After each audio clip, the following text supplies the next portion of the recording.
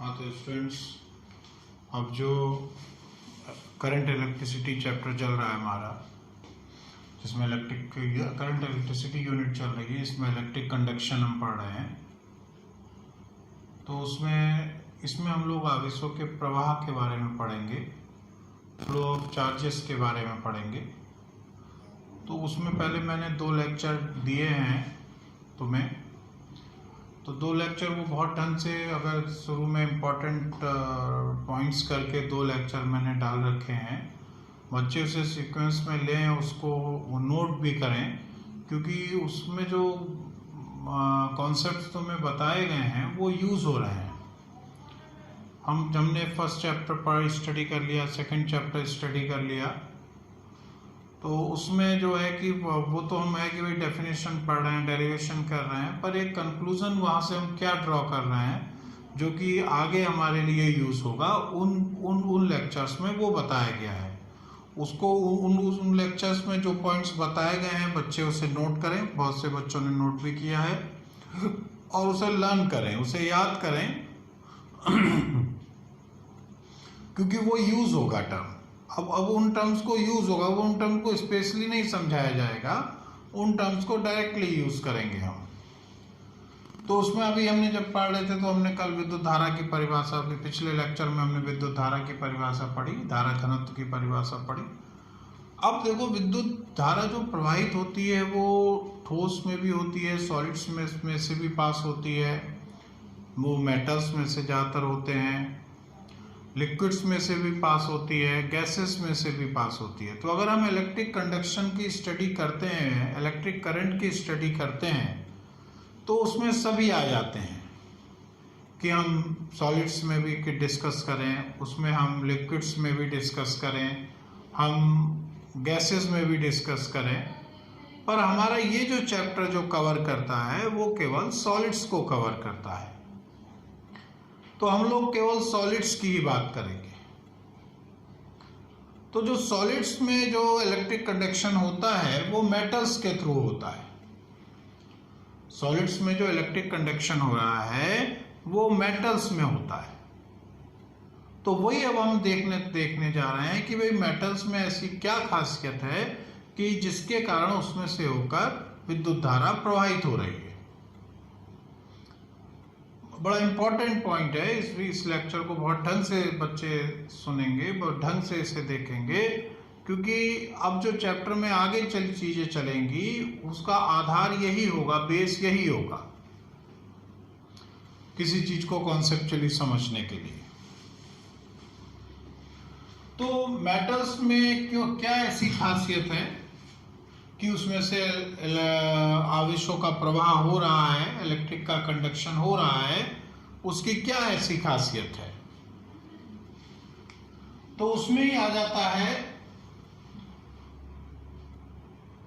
कि जो हम एटॉमिक स्ट्रक्चर एक सिंपल वे में हम लोग ऐसे ही बनाते हैं कि एटॉमिक स्ट्रक्चर क्या है कि ना न्यूक्लियस होता है, उसमें प्रोटॉन होते हैं, वो पॉजिटिवली चार्ज होंगे और इलेक्ट्रॉन उसके चारों ओर चक्कर लगाते हैं।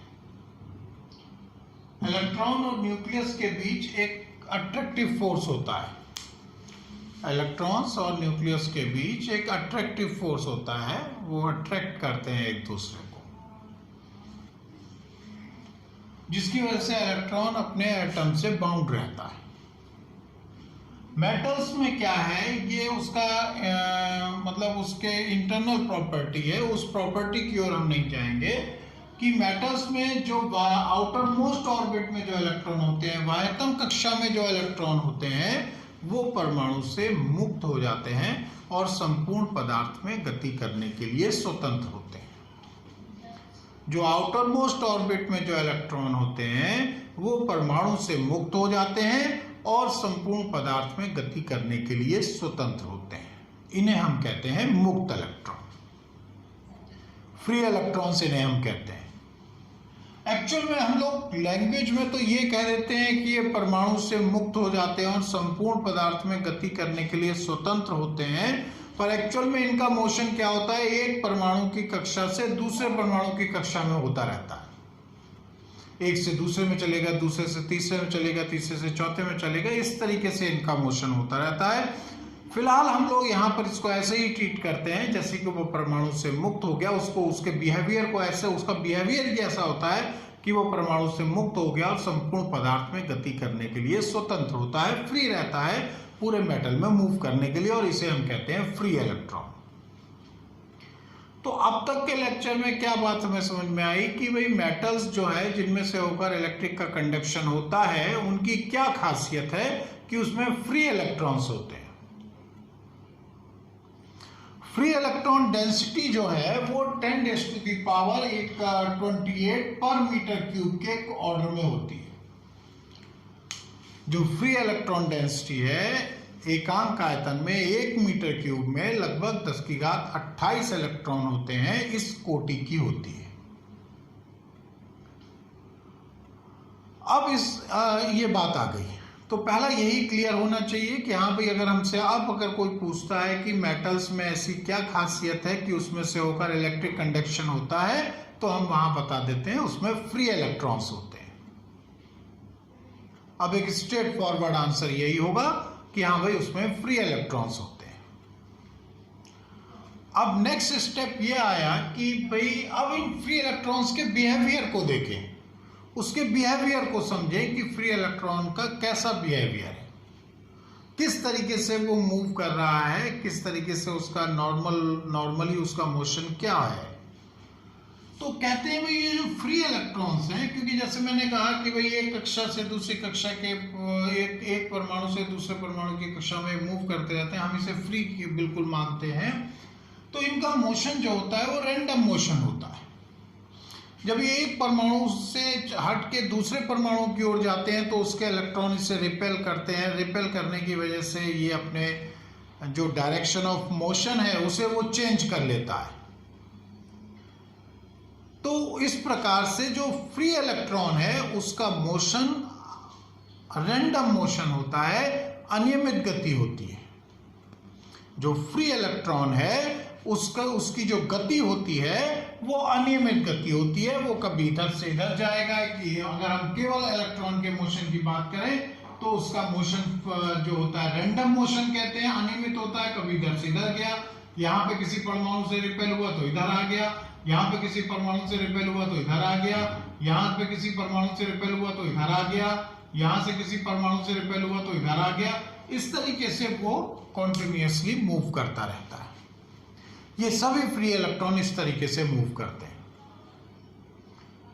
तो इनके पास ये वेग कहां से आता है? ऊष्मीय विक्षोभ के कारण, थर्मल एजिटेशन के कारण। कहते हैं कि जैसे कुछ टेम्परेचर होता है उसके कारण उसमें उनके पास कुछ एनर्जी होती है और उस एनर्जी के कारण वो एक वेग प्राप्त कर लेते हैं और उस वेग के कारण वो लगातार अनियमित गति करते रहते हैं।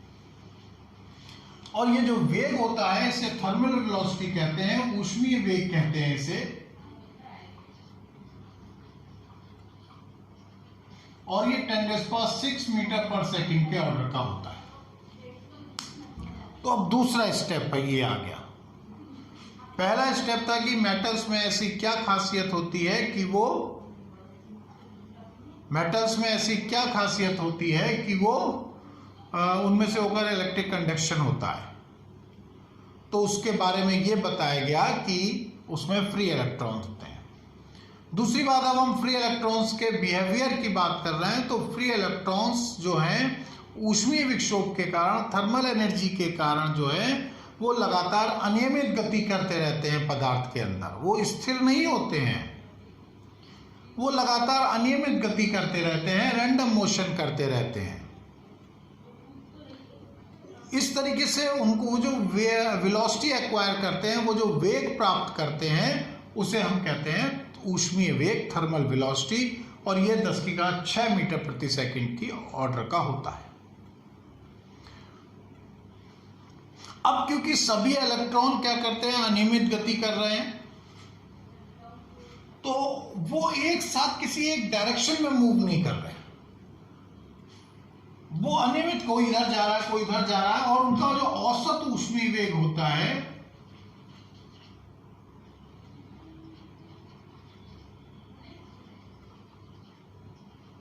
औसत ऊष्मीय वेग 0 होता है, 0 होता है। उनका जो औसत ऊष्मीय वेग हो जाता है शून्य हो जाता है। इस प्रकार हमसे पूछा जाता है क्वेश्चन कि इलेक्ट्रॉन, फ्री इलेक्ट्रॉन जो होते हैं वो कॉन्टिन्यूसली मूव करते रहते हैं और हम कहते हैं आवेशों के प्रवाह को विद्युत धारा कहते हैं, तो बिना विभवांतर स्थापित किए क्यों नहीं विद्युत धारा प्रवाहित है? क्यों? जबकि इलेक्ट्रॉन लगातार गति करते रहते हैं पदार्थ के अंदर। तो हमारा आंसर वहां पर ये होता है क्योंकि उनकी गति अनियमित होती है, उनका औसत ऊष्मीय वेग शून्य होता है। वो कर तो रहे हैं पर कोई इधर जा रहा है, कोई उधर जा रहा है, कोई उधर जा रहा है, तो इस तरीके से वो एक डायरेक्शन में मूव नहीं कर रहा है। तो इस माने अगर हमने कोई वोल्टेज आरोपित नहीं करी, कोई विभवांतर स्थापित नहीं करा, तो कोई इलेक्ट्रिक करंट नहीं होता। अब ये जो मूव कर रहे हैं तो ये अपने यहां गए, किसी परमाणु से प्रतिकर्षित हुए, फिर इधर आ गए, तो इसे हम कहते हैं टक्कर कहते हैं इसकी। इलेक्ट्रॉन, हम कहते हैं इलेक्ट्रॉन लगातार परमाणु से टकरा रहा है।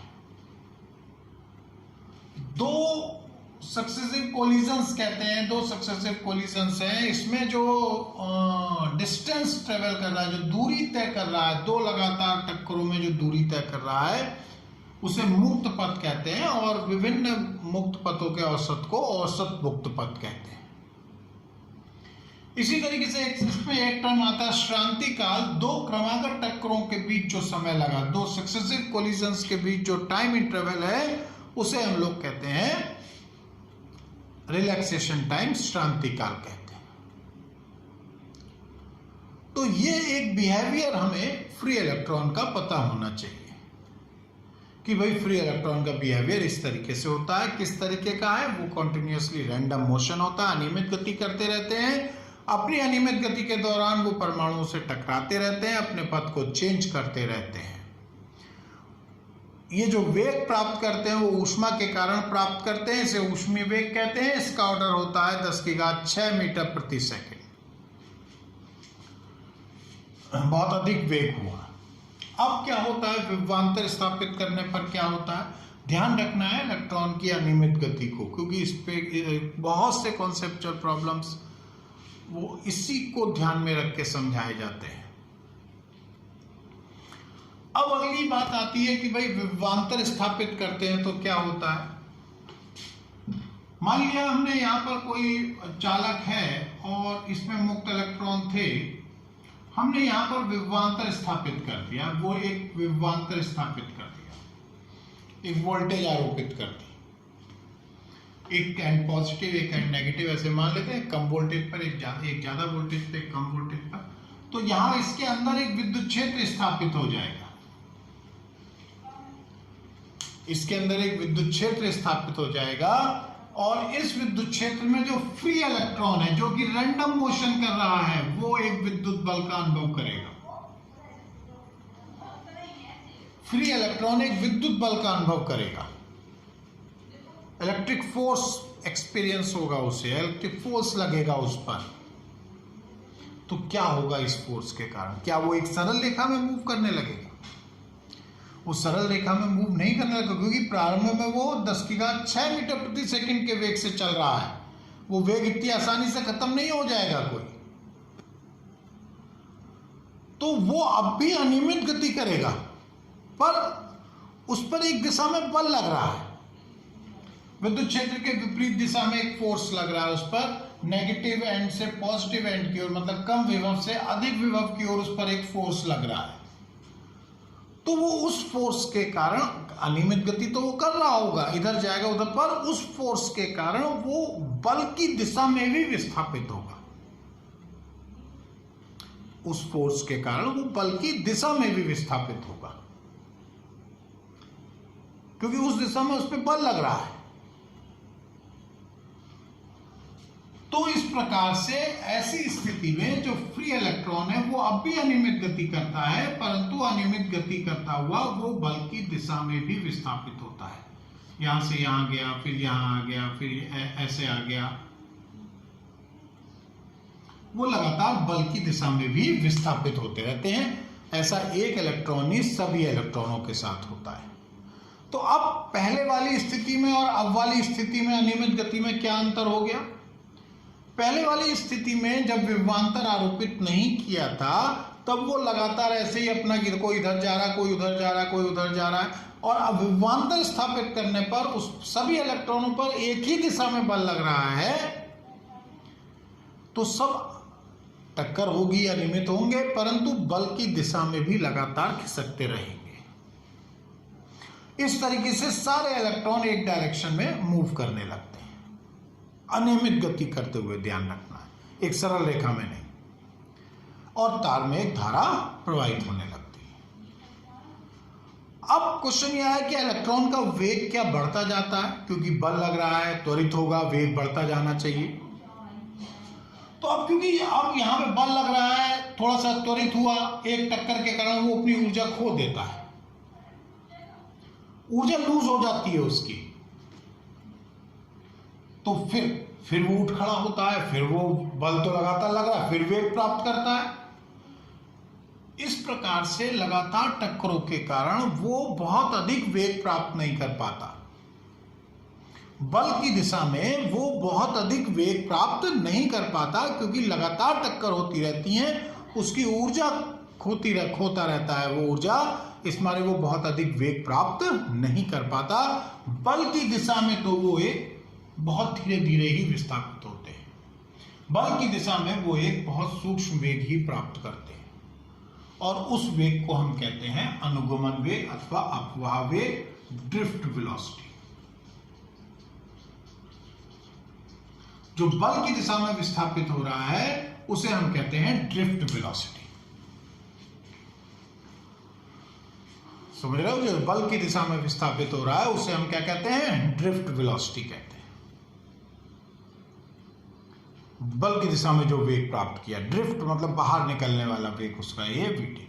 ये वेग बहुत कम होता है, ये वेग होता है 10 की घात -4 मीटर पर सेकंड और 10⁻⁻5 मीटर पर सेकंड के ऑर्डर का ये वेग होता है। तो इस तरीके से मुक्त इलेक्ट्रॉन बल की विभवांतर स्थापित करने पर बल की दिशा में विस्थापित होते रहते हैं अपनी अनियमित गति करते हुए, और बल की दिशा में एक सूक्ष्म नियत वेग ही प्राप्त कर पाते हैं, और चालक तार में धारा प्रवाहित होती है। तो यह है धातुओं में विद्युत चालन की बात। क्या बातें समझनी है, जब तुम समझोगे अपने आप तो क्या समझोगे कि पहली बार मुक्त इलेक्ट्रॉन क्या होते हैं, दूसरी चीज मुक्त, ये सबसे जो महत्वपूर्ण है, मुक्त इलेक्ट्रॉनों का सामान्यतः मुक्त इलेक्ट्रॉनों का व्यवहार किस तरीके का होता है, इसको बहुत अच्छी तरीके से समझे कि अनियमित गति करते हैं, ऊष्मी वेग, ऊष्मा के कारण ऊष्मी वेग प्राप्त कर लेते हैं, अनियमित गति करते रहते हैं, लगातार परमाणुओं से टकराते रहते हैं।